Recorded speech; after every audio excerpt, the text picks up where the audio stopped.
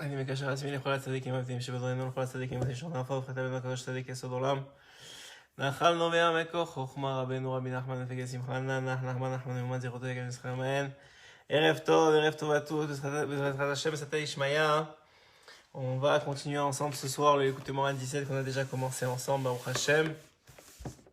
Et on va essayer ensemble de continuer à s'imprégner de la lumière du tzaddik, de continuer à s'imprégner du hors du tzaddik ensemble, de la lumière, des conseils du tzaddik, de Rabbeinu Akadosh à travers son Écoutez Moran, son œuvre principale, et continuer, Bezrat Hashem, cet Ishmaïa, à essayer de transmettre et de grandir à travers ça, pour faire ce qu'il nous dévoile ici dans l'Écoutez Moran 17, qui est l'un des piliers du monde, l'un des buts du monde, c'est-à-dire de révéler la Malchut d'Hashem, la royauté d'Akadosh Baruch Hu. Bezrat Hashem. Mais cet Ishmaïa, on va essayer de faire ça ensemble ce soir. On continue à faire ça à travers l'Écoutez Moran 17 qu'on a déjà commencé, comme vous savez. Donc, on va être, Bezrat Hashem,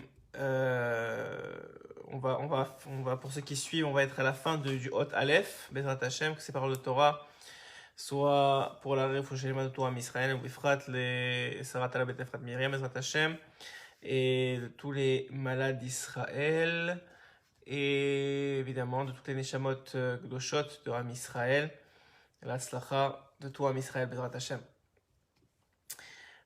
Donc on avait été la dernière fois à l'endroit où Rabbeinu il expliquait, premièrement on reprend un petit peu le début du Écoutez Moran, où Rabbeinu il expliquait simplement que Hachem il a eu une pensée lorsqu'il a créé le monde, une pensée extraordinaire, celle qui a justifié, qui a motivé Akadosh Baruch Hu. C'est incroyable de savoir qu'est-ce qui a motivé Hachem, Rabbeinu nous le dit ici, mais qu'est-ce qui a motivé Hachem à vouloir créer le monde.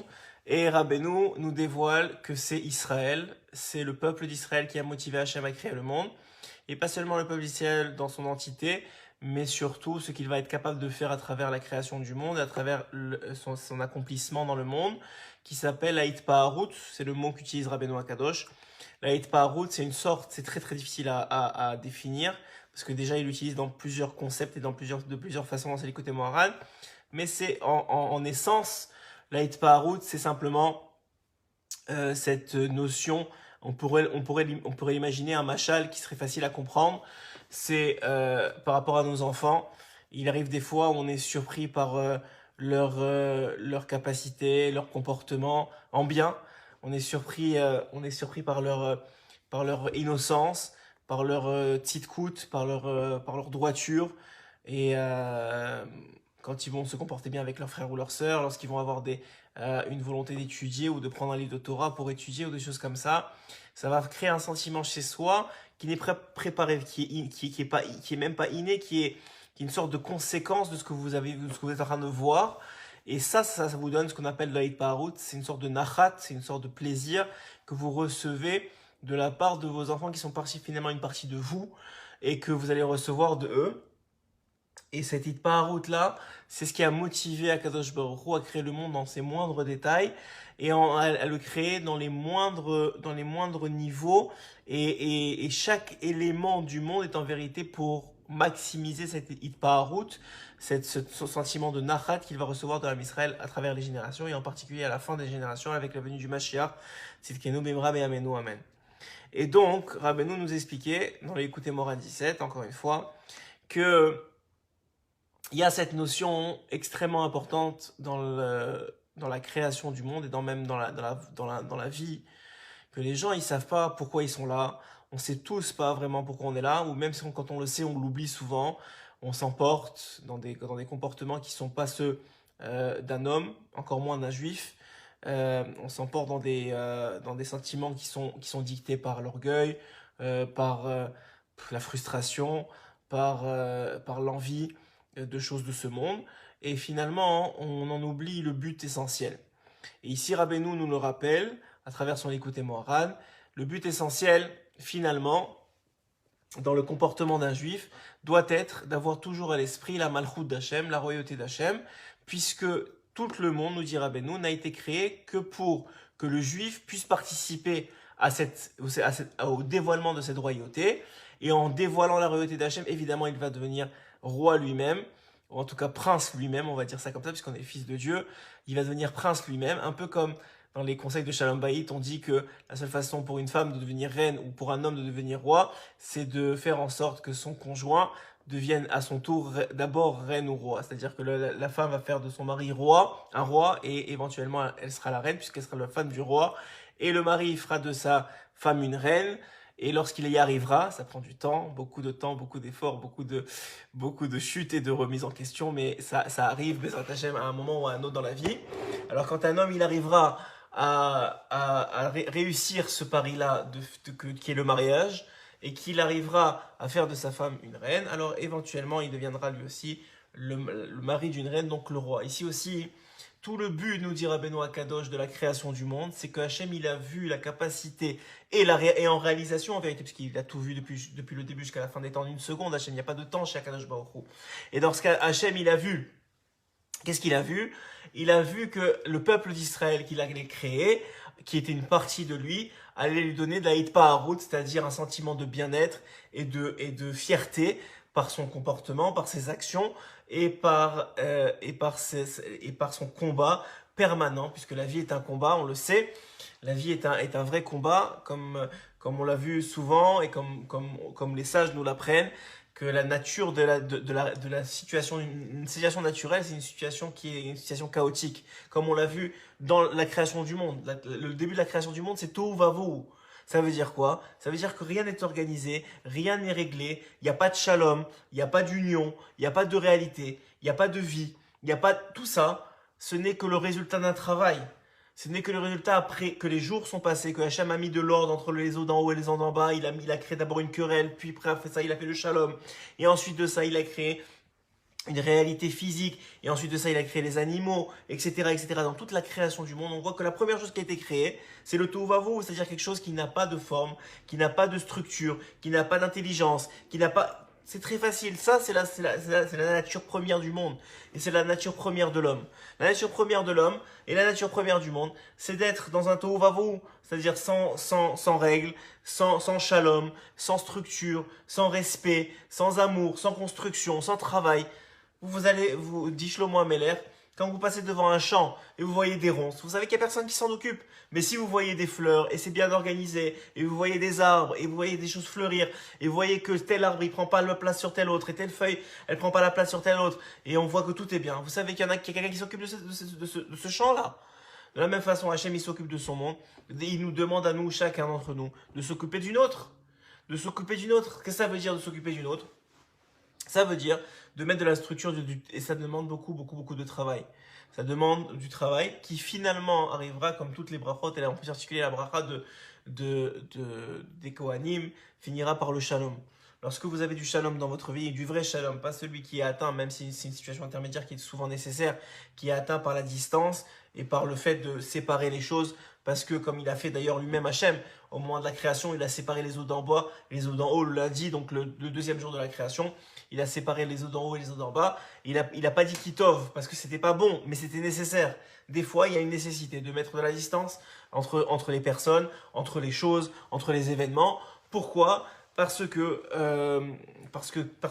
y aurait à ce moment-là trop de conflits, trop de destruction, et il nous faut une séparation. Mais le vrai shalom, c'est celui qui va être atteint à la venue du Mashiach, et c'est qui est d'ailleurs perçu déjà au moment même de la création du monde par Hachem.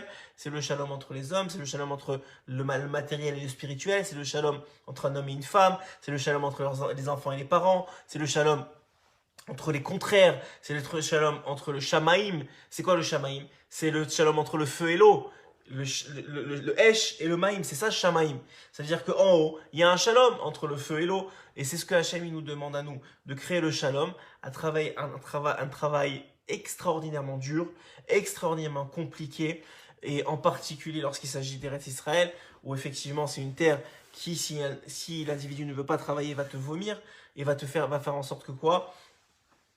Que effectivement l'individu s'il ne veut pas travailler sur lui-même, va céder et va être vomi par la terre parce que c'est une terre qui demande un travail permanent. De la même façon que le mariage va te vomir si tu n'es pas capable de travailler sur toi. De même façon que la relation parent-enfant va te vomir si tu n'es pas capable de prendre sur toi, de faire face à des individus qui sont différents de toi, avec des capacités différentes, des volontés différentes, des envies différentes. etc., etc. De même façon que le business va te vomir. Si tu n'es pas capable de mettre en place une structure, une rigueur et un travail sur toi, etc., etc. Tous les événements de ta vie pour arriver à du shalom, à ce qu'on appelle la plénitude, la shlemut, ça prend Baruch Hashem, de travailler sur soi finalement. Et ce que Rabbeinu ici dit, c'est que Hashem, il a vu ce travail sur soi de l'homme, et c'est ça qui l'a motivé à créer le monde avec ce libre arbitre-là, avec cette capacité qu'il a donnée à l'homme de lui prouver qu'il était capable de le servir et de faire maintenir et grandir la royauté de Dieu dans le monde. Quand un homme, il arrive à identifier ce but-là à chaque instant de sa vie, alors il s'appelle un tzaddik. C'est pas plus compliqué que ça.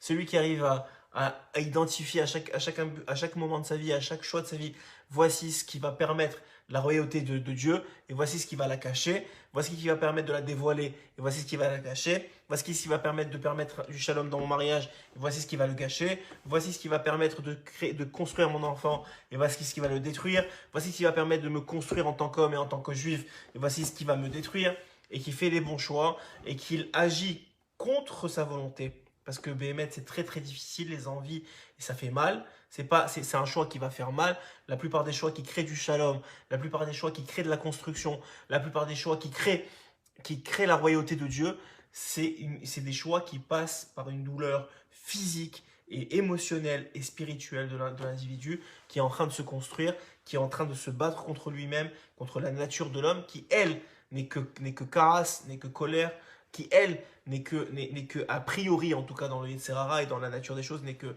fainéantise, n'est que laisser aller, n'est que ronce, que si on comparait ça à un champ.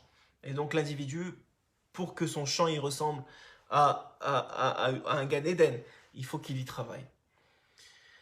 Alors des fois on n'a pas envie, et des fois c'est difficile. Et c'est vrai que souvent c'est même très difficile, mais c'est ça que la Torah nous permet d'avoir, c'est ça la lumière qu'on va chercher dans la Torah, et en particulier dans les enseignements de Rabbeinu. C'est pour ça qu'on fait tellement de shiurim, des fois on répète peut-être même un peu la même chose, mais on a besoin de ça, on a besoin de cette lumière constante, parce que l'Etzera, lui, s'arrête pas. Lui, il travaille 24 heures sur 24. Et même si tu as travaillé pendant une semaine sur ton Shalom Bayit, et ben dès que tu cèdes un peu et que tu baisses la garde, et ben ton Shalom Bayit il se casse la gueule. Mais tu comprends pas, tu dis attends, ça fait une semaine que j'ai travaillé dessus. Pourquoi au bout d'une semaine, j'ai construit, j'ai travaillé, j'ai fait, et là ça y est, les ronces reviennent? Comment c'est possible une telle chose? Tu travailles sur l'éducation de tes enfants, tu travailles 1 mois, 2 mois, 3 mois, et là tu es surpris, du jour au lendemain, tu as un conflit avec ton fils ou ta fille. Qu'est-ce qui s'est passé? Parce que la nature des choses, c'est le conflit. La nature des choses, c'est la fainéantise. La nature des choses, c'est que les ronces, elles prennent le pas. C'est que les mauvaises herbes, elles poussent. Et un homme, s'il n'est pas vigilant, malgré qu'il a travaillé des années sur le shalom, malgré qu'il a travaillé des années pour atteindre le shalom son shalom bayit, ou sur l'éducation de ses enfants, ou sur son business, eh ben, il va voir que s'il investit, s'il continue pas, il y aura de la concurrence, et le business, il va s'effondrer, et il serait pas à jour, etc., etc. Et dans la Torah, c'est comme ça, et dans la vie, c'est comme ça. Et ce que Rabbeinu, il t'apprend ici, c'est que c'est ça la beauté de la Torah, c'est ça la volonté de la Torah. La Torah, c'est pas une finalité en soi, on le répète à chaque fois, mais c'est vrai. La Torah, c'est pas une finalité en soi, la Torah, c'est une vitalité. C'est la vitalité de Dieu. C'est la vitalité de Dieu qu'il te transmet à travers des enseignements de Torah. Lorsque tu étudies la Torah, c'est un neshama qui s'abreuve à la vitalité de Dieu. Et lorsque tu prends cette vitalité-là, c'est parce qu'on ne peut pas vivre sans. Parce que sans ça, on n'aura jamais les forces de tenir bon face au Yetzer Hara, de tenir bon pour créer de l'énergie, qui va permettre de se battre contre la nature des choses, qui est une nature de dégradation. Que si tu vous laissez une maison, elle va tomber en ruine. Vous la laissez 10 ans, 15 ans, 20 ans, 100 ans, elle va finir par se détruire d'elle-même. Pour qu'une maison, elle tienne, pour qu'un baït, il tient, pour qu'une famille, elle tienne, il faut que vous soyez en constant travail sur vous-même. Il faut que l'énergie, elle soit créée à chaque instant. Mais d'où on sort l'énergie? Rabbeinu, il te dit, tu sors l'énergie des tzadikim qui te transmettent la Torah de Dieu, qui te transmettent la volonté de Dieu, qui te donnent des secrets comme celui de dire, que Rabbeinu il nous dit dans son écouté moral, qui te donne des secrets comme celui de dire, tu sais pourquoi Hachem il a créé le monde? Parce qu'il t'a vu, toi. Toi qui es là en train d'écouter ce shiur, il t'a vu à toi. Il a dit, pour lui, ça vaut la peine de créer le monde.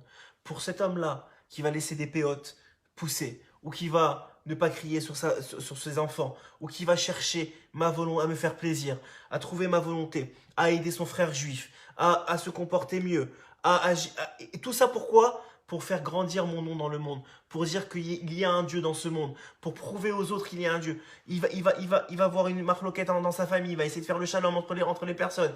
Il va voir une marloquette entre sa femme, il va prendre sur lui, même si sa nature, le etc., veut lui dire, mais non, c'est toi qui as raison, il faut tenir bon. Et ben non, il va dépasser sa frustration, il va dépasser son orgueil, il va montrer la nature, la grandeur de l'homme. Après le tout va vous, il va créer un monde de lui-même. Comme on dit que le Zohar, il dit que l'homme c'est un olam katan, c'est un monde, un petit monde. Il va créer un monde où il y aura des fleurs, où il y aura des arbres, où il y aura un épanouissement.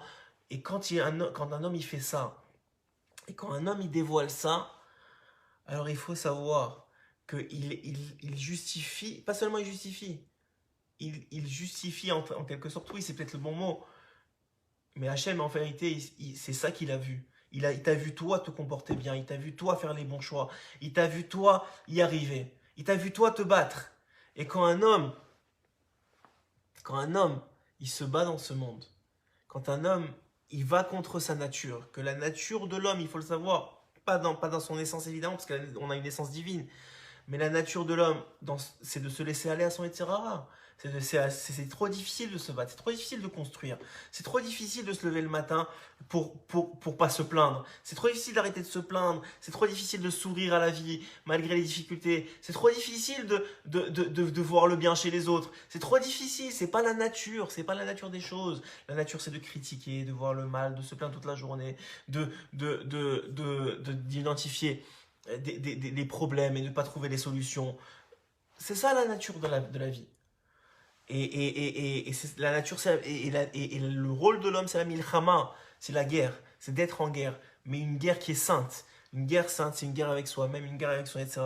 Une guerre contre le mal, une guerre contre le mauvais penchant, une guerre contre la marloquette, une guerre qui empêche le shalom, une guerre qui va permettre le shalom justement, etc. etc. C'est ce que Rabbeinu ici, il dévoile. Pourquoi il nous dévoile? Pourquoi Hachem il a créé le monde? Qu'est-ce que ça nous apporte aujourd'hui? Si ce n'est de savoir que Hachem il a créé le monde parce qu'il savait qu'il allait s'enorgueillir, qu'il allait recevoir de la Hitparout de chaque juif, de chacun d'entre nous, il allait recevoir cette Hitparout-là, ce plaisir-là, cette grandeur-là, il allait recevoir de chacun d'entre nous.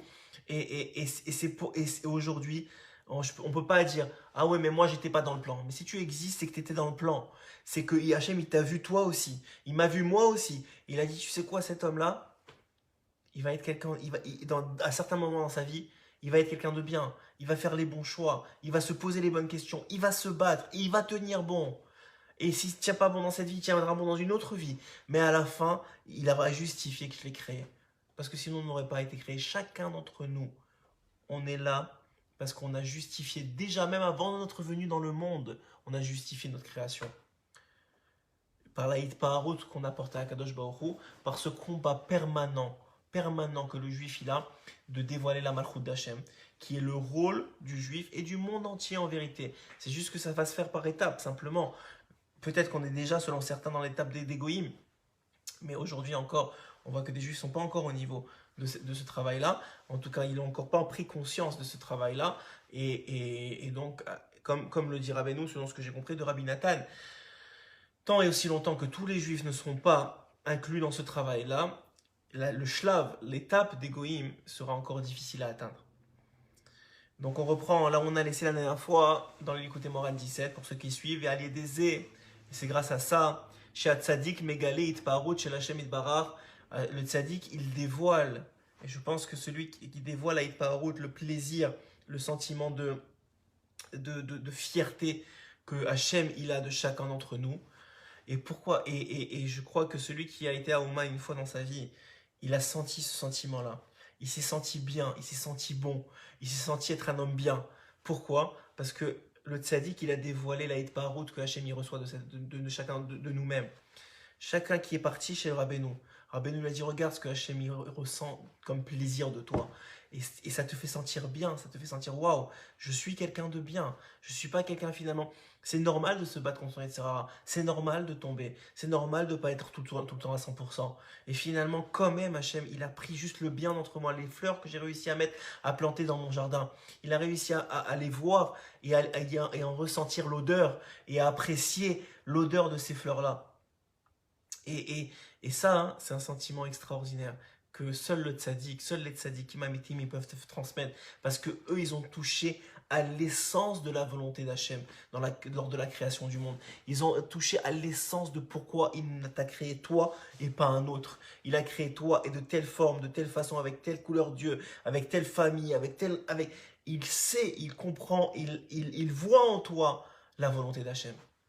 Le tzaddik, il voit en toi la volonté d'Hachem. Tu dis, mais attends, tu vois des gens dans la rue, tu dis, mais comment Hachem il a pu créer une telle personne? Pourquoi il a voulu créer une telle personne, Bechlal? Et le tzaddik, il voit, il dit, cet homme-là, il a réussi à faire tel choix dans sa vie, il a réussi à faire tel mitzvah dans sa vie, il a réussi à faire telle révélation du nom de Dieu dans le monde. Il a réussi, et ça peut être tout petit à son échelle à lui, mais à l'échelle de 6000 ans 6000 ans de vie, à l'échelle du Mashiach, à l'échelle de l'éternité, lorsque cette chose-là, elle se transforme, lorsqu'une mitzvah, elle est exponentielle, elle se multiplie au fur et à mesure des générations. Tu as dit une bonne parole, tu as aidé quelqu'un dans ta vie, mais son fils, il a profité de cette aide-là, et son petit-fils aussi, et son arrière-petit-fils, il a fait tchouva, et finalement, son arrière-petit-fils, c'est un rabbin, et puis finalement, son arrière-petit-fils, il fait toute la Torah Kula, et puis finalement, ça fait venir le Mashiach. Mais toi, t'as fait quoi? T'as lancé une bille. Mais cette bille-là, elle en a touché des milliards d'autres. Mais ça, tu le vois pas. Mais le tzaddik, il le voit. Il sait pourquoi il t'a créé. Il sait pourquoi Hachem, il t'a créé. Il sait pourquoi. Il sait la volonté d'Hachem derrière ça. Il connaît la volonté d'Hachem derrière la création d'une fourmi. Alors vous imaginez même pas d'un juif. Vous imaginez même pas de chacun d'entre nous. Que c'est des milliards et des milliards d'actions qui se font et de pensées qui se font à la seconde. Et parmi ces milliards d'actions, c'est vrai qu'il y en a des millions qui sont peut-être pas parfaites. Mais il y en a quelques-unes qui sont extraordinaires, qui sont la justification de la hitpaharout, du sentiment de plaisir qu'Hachem reçoit de chacun d'entre nous. Et il dit Rabbeinu Akadosh, qui a l'idée, Idgalut, Hitpaharout, Idgalé Aïra. Lorsque le tzaddik, il arrive à dévoiler que Hachem, il reçoit, quand on vient chez le tzaddik, et quand on se sent bien, parce qu'on voit qu'on est des gens qui sont bien, qui fondamentalement sont une partie de Dieu, et que Hachem, il a du plaisir de nous, malgré toutes les fautes qu'on a pu faire dans notre vie, il a quand même du plaisir de nous, alors on commence à craindre Hachem, et à vouloir lui faire encore plus plaisir, et à en vouloir encore plus le dévoiler. Donc en vérité, le tzaddik, en faisant ça, en dévoilant que tu es quelqu'un de bien, que tu es quelqu'un qui est pas seulement dans le potentiel, que même dans les choses que tu n'as même pas eu conscience que tu as fait, ça a une valeur inestimable, parce que c'est des fleurs dans ton jardin qui amènent une odeur jusqu'au Gan Eden, qui amènent une odeur dans tous les mondes, que ces fleurs-là que tu as peiné pour planter, malgré qu'il y a des arbres de ronces chez toi, mais il y a des petites fleurs qui sont cachées entre les arbres et qui amènent une odeur qui n'a pas son pareil dans le monde. Et que chacun, il a ses odeurs. Et que chacun, Hachem, il ressent. C'est Kaviachol, c'est une image, évidemment. Mais que chacun, Hachem, il est là à ressentir l'odeur de la bonne action, ou de la bonne pensée, ou du travail sur soi, ou du combat, d'avoir été honnête à un moment dans sa vie, d'avoir été droit, de ne pas s'être mis en colère, de ne pas avoir critiqué, de ne pas avoir insulté, alors que de ne pas avoir envenimé les choses. Chacun à son niveau, il a réussi à faire ça dans sa vie. Chacun à son niveau continue, nous qui sommes encore vivants dans ce monde, on continue à se battre chaque jour pour avoir du shalom baïd, pour avoir du shalom avec nos enfants, pour avoir du shalom avec nos chavérim, pour avoir du shalom dans nos synagogues, pour avoir du shalom avec le monde entier. Même dans notre travail, pour être honnête, pour être droit, pour travailler, pour essayer de ne pas mentir, pour essayer de ne pas tricher. Parce que pourquoi tout ça? Pour révéler le nom d'Hachem dans le monde, pour révéler la gloire d'Hachem dans le monde. C'est ça le but. Le fait d'être un homme bien, c'est pas une finalité en soi. Il y a des gens qui sont très bien et qui ont fini comme les nazis. Ils ont cru qu'ils étaient très bien, mais ils n'étaient pas très bien parce qu'ils ont cru que c'était une finalité en soi. C'est pas la race humaine n'est pas une finalité en soi. La race supérieure n'est pas une finalité en soi. Lorsqu'on dit que le peuple d'Israël est le peuple élu, c'est pas parce que c'est une finalité en soi, mais c'est simplement parce que Hachem, il a dévoilé à travers le peuple d'Israël la grandeur d'Akadosh Baruch Hu lui-même, sa grandeur à lui, sa bonté à lui, sa miséricorde à lui, sa royauté à lui. Et lorsque le peuple d'Israël et lorsque le monde entier, il va arriver à finalement arriver à comprendre qu'être un homme bien, c'est pas pour soi, que d'être un homme bien, c'est pas parce que il faut s'enorgueillir de ça, tu comprends, moi je suis bien, moi j'ai un bon shalom baïd, moi je suis un bon père, moi je suis un bon mari, moi je suis un bon juif. Mais ça c'est bien, bravo, très très bien, t'as gagné quelque chose, ouais, on va te donner un prix à la fin. Mais c'est pas ça le but. Le but, c'est que le fait que tu sois devenu quelqu'un de bien, le fait que tu sois un homme bien, un bon juif, un bon mari, un bon père, ça dévoile la royauté de Dieu. Et ça donne de la hitparout à Hachem. Et ça donne du plaisir incroyable, incommensurable à Kadosh Baruch Hu. Et ce plaisir, il justifie la création de tout le monde entier, même un tout petit plaisir, même une fois dans ta vie.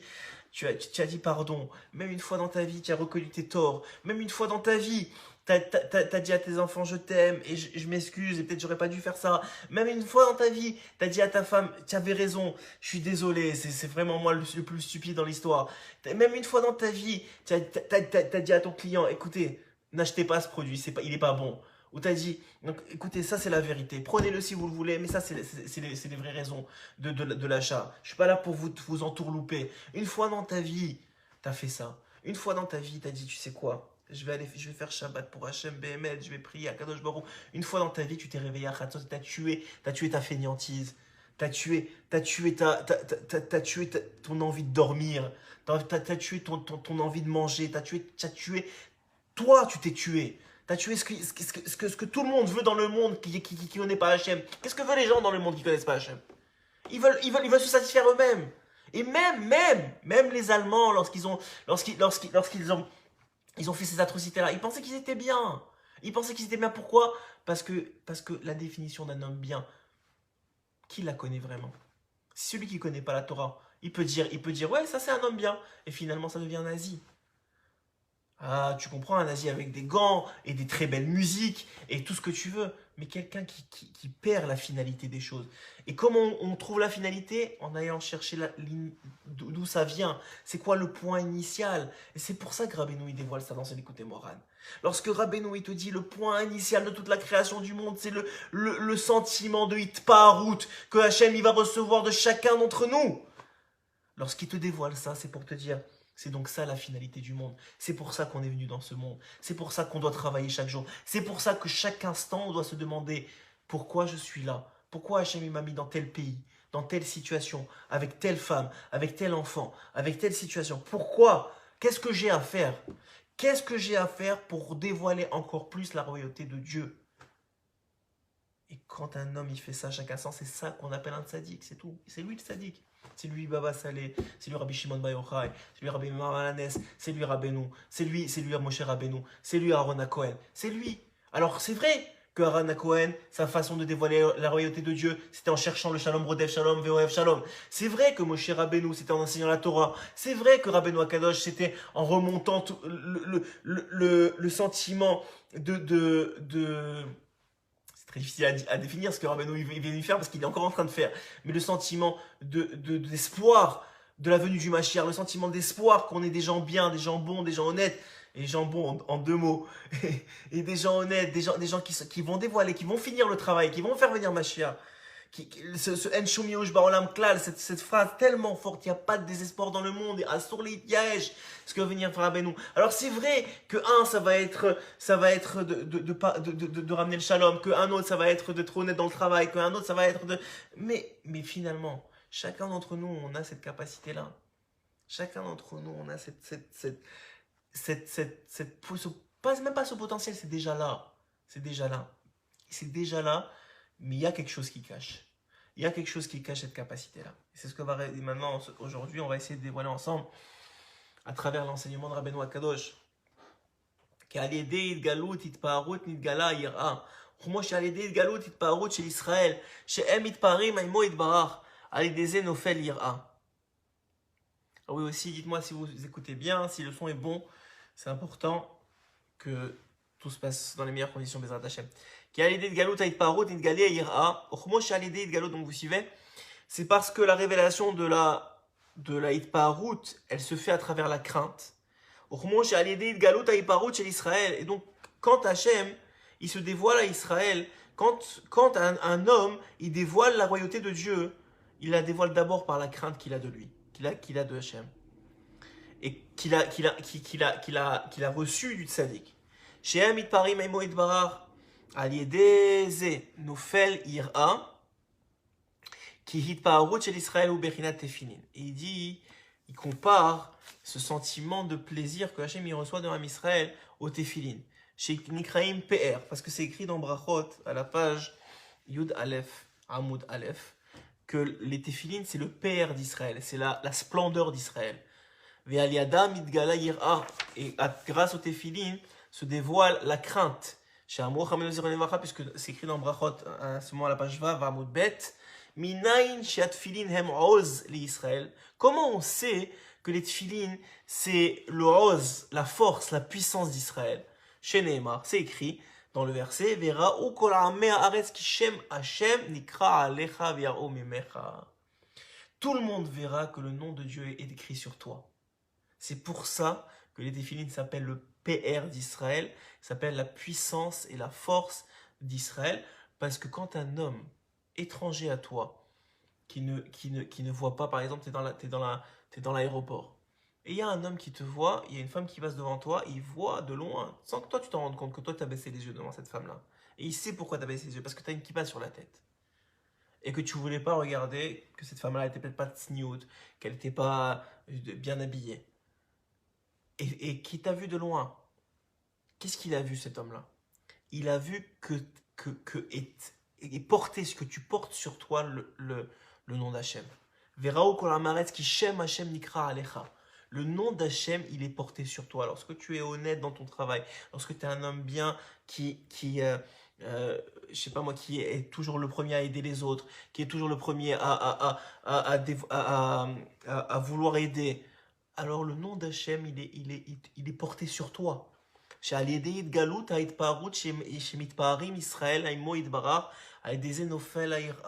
Et donc la crainte de Dieu, elle est portée par toi.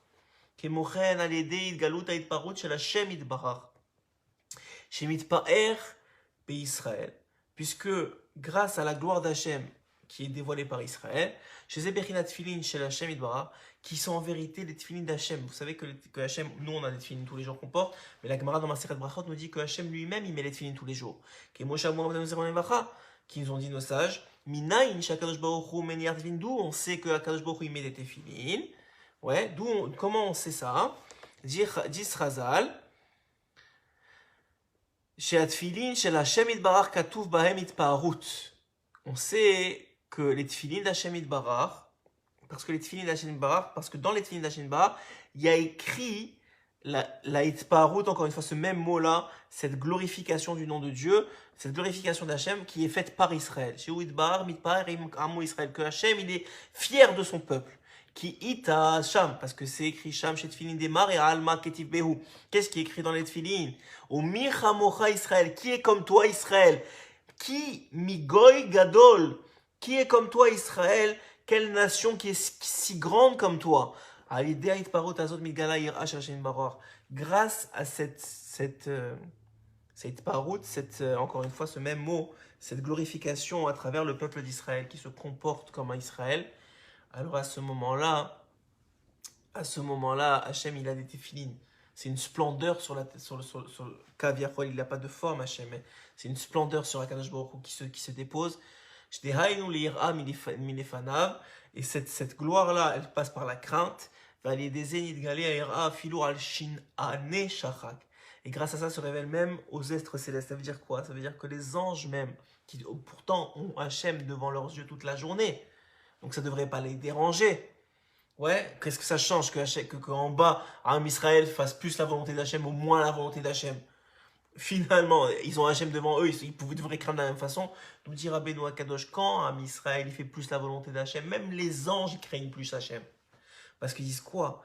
Il y a un roi que même des hommes en bas, avec tout le Yetzirah qu'ils ont, et toute la milchama, toute la guerre qu'ils doivent faire contre tous leurs mauvais penchants, et contre toute leur mauvaise nature, et contre toutes les tendances qu'ils ont, ils arrivent à faire les bons choix.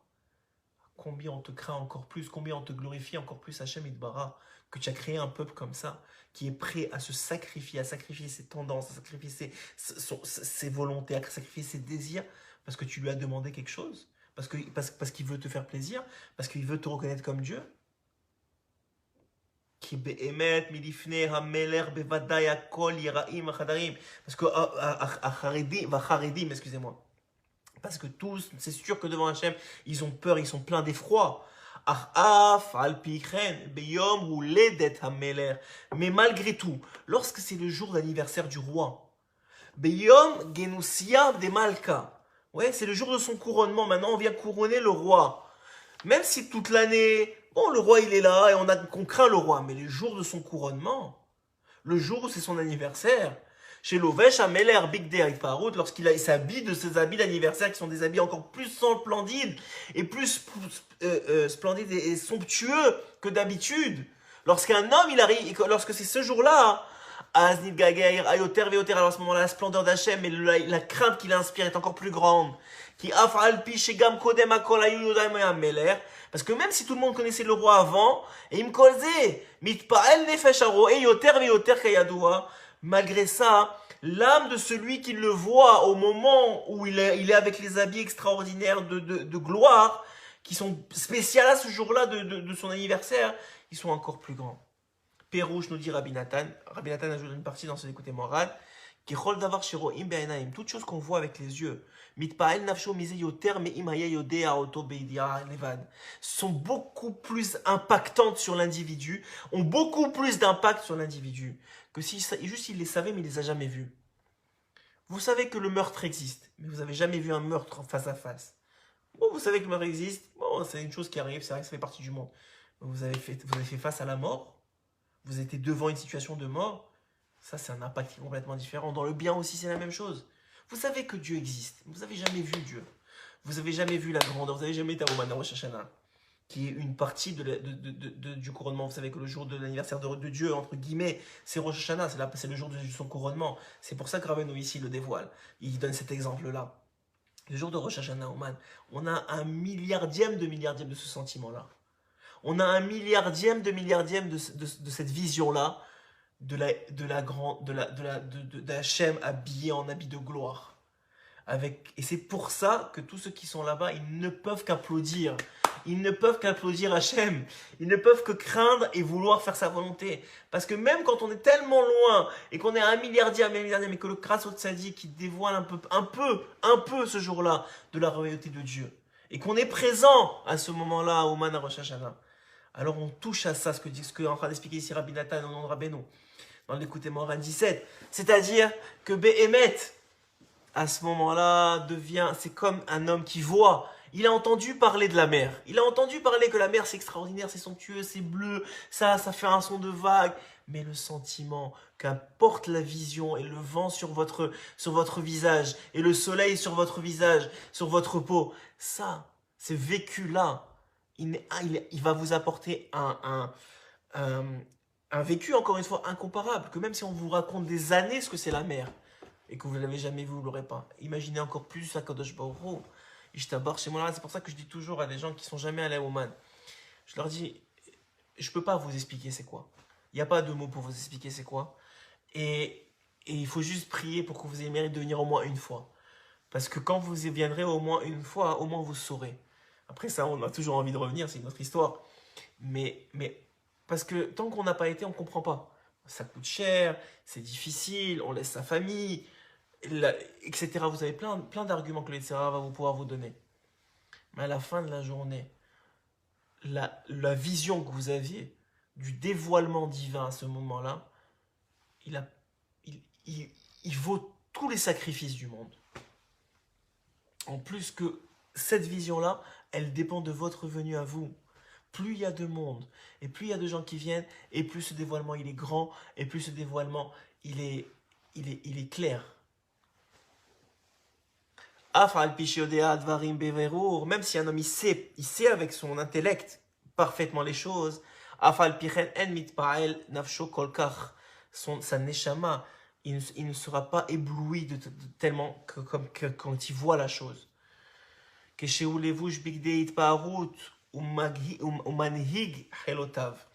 Parce que maintenant que Hachem il est vêtu de son appareil le plus beau, chez Aznofez Alavayir Ayoter, à ce moment-là descend sur lui une crainte encore plus grande. On ne parle pas d'une crainte d'avoir peur de se faire frapper, on parle d'une crainte de la grandeur d'Hachem. Qui a nefesh mit pa alioter aliédeira, parce que l'âme de l'homme, elle va commencer à s'éblouir à travers la crainte qu'il a de Dieu. Ve'alken aliéde shatzadik megalit parot shemit pa'er Israël. Et donc de la même façon, puisque ça marche comme ça avec Dieu, ça marche comme ça aussi avec Israël. Puisqu'on a dit que les téphilines, nos téphilines, qu'est-ce qu'ils louangent? Ils louangent Dieu. Et les téphilines de Dieu, qu'est-ce qu'ils louangent? Ils louangent Israël. Donc dire Rabbeinu Akadosh, lorsque le tzaddik il arrive à voir le bien chez l'autre, il arrive à voir le bien chez Ram Israël, il arrive à voir la volonté qu'a eu Hachem en le créant. Il est en train de glorifier Dieu. Il est en train de mettre de la gloire sur Akadosh Baruch Hu. Allez, et à ce moment-là, chez Zeberinat Yom Hauledet HaMelech, et il crée un nouveau jour de royauté et d'anniversaire pour le roi. Yom Genusa de Malka de Hainu Shenolad Berinat HaMalchut, Kaikar Berinat HaMalchut Urak Alidi Israël, Shemekabelu Malchuto. Parce que la notion de royauté d'Hachem, elle n'est que par Israël qui reçoivent sa royauté. Qui nous dit, vous connaissez cette phrase qui est très très connue, qui en meler beloam, parce qu'il n'y a pas de roi sans peuple. Pour que Hachem soit roi dans ce monde, il faut un peuple. Et c'est ce qu'on répète à chaque Rosh Hashanah, que c'est lui le Meler, HaMelech HaKadosh, c'est lui le roi des rois, c'est lui le Melech HaKadosh. Ve'az beyom huledet HaMalchut. Et il dit Rabbeinu HaKadosh, c'est pour ça qu'au moment de l'anniversaire du roi, Yom Genusa de Malka, le moment de la révélation de la gloire de Dieu, des Hainu Shinidgaleit Parot chez Israël, c'est-à-dire au moment où tout le plaisir que Ram Israël a amené dans l'année se monte devant Hachem, toute la senteur de tous les fruits, de tous les qui ont été plantés, qui ont fleuri, toutes les fleurs qui ont fleuri dans les jardins de chacun d'entre nous. Azmit Pael Nefesh Haroé. À ce moment-là, tout celui qui voit la majesté, il est ébloui par Dieu. Et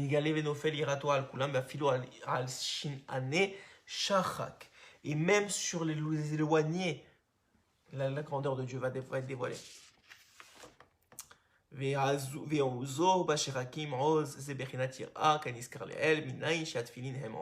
pour ça que les tefilines sont un très bon exemple, dit Rabbeinu HaKadosh, pour comparer les deux choses.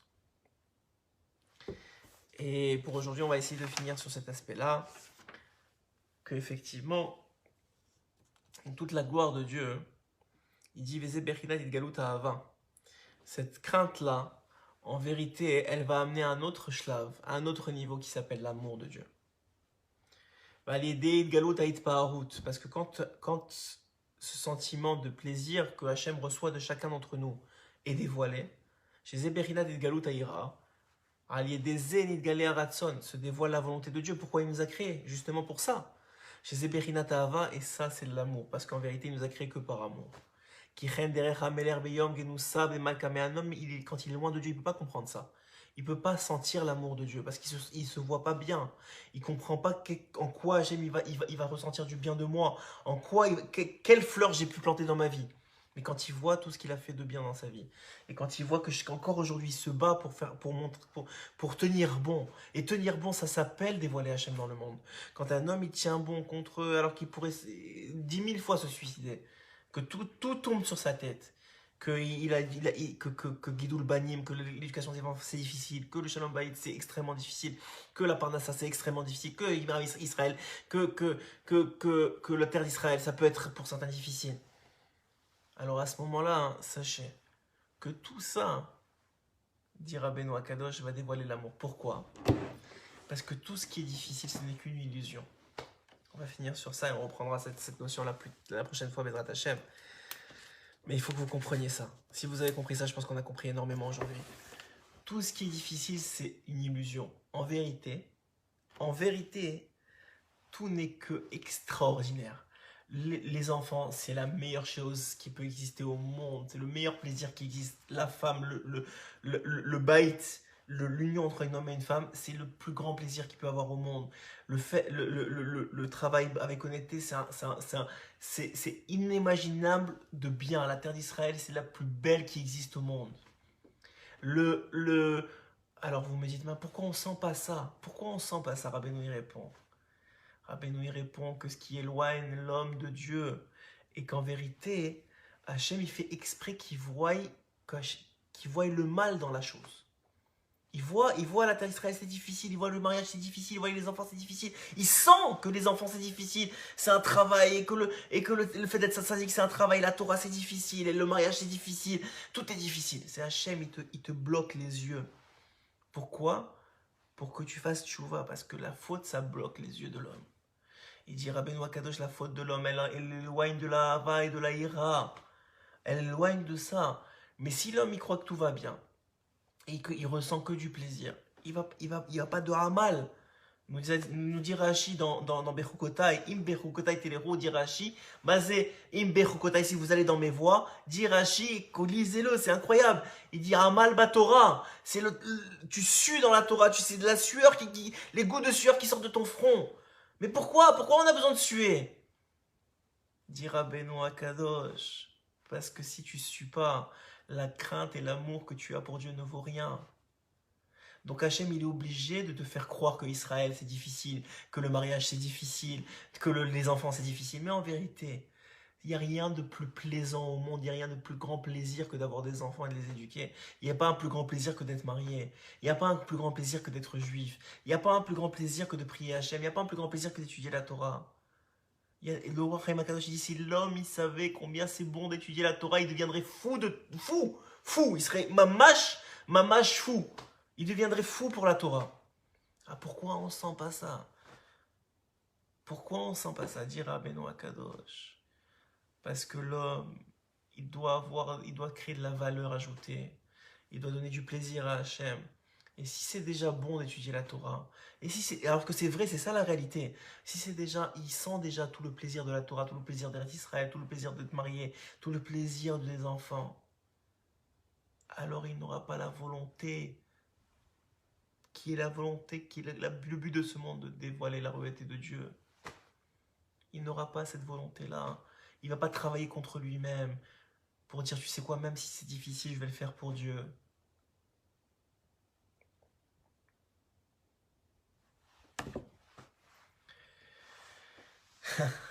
Voilà. Voilà, je pense que si juste ça, vous avez compris ça, que c'est difficile, mais en vérité que c'est une illusion la difficulté. En vérité c'est super, c'est génial, c'est incroyable, c'est plaisant, c'est le plus grand plaisir. C'est pour ça que le Olam Haba d'un homme, il dépend de lui. Nous dit Rabbeinu Akadosh, quand Ephron il a vendu Marat Marpella, c'est la suite du Likutei Moharan, mais on le reprendra la prochaine fois, mais c'est pas grave, je vous le dis déjà. Quand Ephron il a vendu Marat Marpella à Avraham Avinu, pourquoi Avraham Avinu il voulait Marat Marpella? Parce qu'il a senti l'odeur du Gan Eden. Mais Ephron, il voyait que de l'obscurité, il voyait que le noir, il sentait le mauvais. Il disait, je suis content de le vendre. Mais comment c'est possible? C'est la porte du Gan Eden. Parce que ça dépend de l'homme. Un homme qui veut se travailler, un homme qui est proche de Dieu. Le mariage, c'est le Gan Eden. Les enfants, c'est le Gan Eden. Le travail, c'est le Gan Eden. L'Israël, c'est le Gan Eden. Mais un homme qui est loin de Dieu, qui n'a pas compris le but de sa vie, qui n'a pas compris qu'il est venu dans ce monde pour dévoiler Hachem, alors le travail, c'est le Gehinam, le mariage, c'est le Gehinam, les enfants, c'est le Gehinam, tout, c'est le Gehinam. Donc en vérité, si un homme, il comprend, il s'intériorise, il prie pour comprendre, parce que c'est pas une chose facile, que tout ça, c'est le Gan Eden, et que toute la difficulté, elle n'est que pour embellir ton Gan Eden. Alors même quand tu arriveras au Gan Eden, tu sentiras le plaisir du Gan Eden, mais quelqu'un qui me chaîne et qui est tout le temps énervé, qui a toujours vu le mal partout. Même au Gan Eden, il va dire c'est quoi ça? Pourquoi lui il travaille comme ça et pour lui il est comme ça? Même dans son propre Gan Eden, quand il va arriver à 120 ans, voilà Maba, on va lui donner le Gan Eden, il va trouver à quoi redire.